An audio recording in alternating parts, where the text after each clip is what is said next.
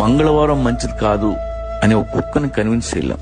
శ్రావణ శుక్రవారం రోజు స్నానం చేస్తే స్వర్గానికి వెళ్తావు అని ఒక కోతికి నచ్చ చెప్పలేం. ప్రపంచంలో ఏ జంతువు ఫిక్షనల్ స్టోరీస్ నమ్మవు, నిజాన్ని నమ్ముతాయి. కానీ ఈ బూడిది రాస్తే దెయ్యం రాదు అంటే మనం నమ్ముతాం. ఈ రాయి లోపల పెట్టుకో ప్రపంచాన్ని ఏళ్తావంటే మనం నమ్ముతాం. మనిషి మైగ్రేట్ అయిన నాడు బానే ఉన్నాడు. 7,000 సంవత్సరాల క్రితం వ్యవసాయం కనిపెట్టాడు. ఆ తర్వాత వేట మానేశాడు.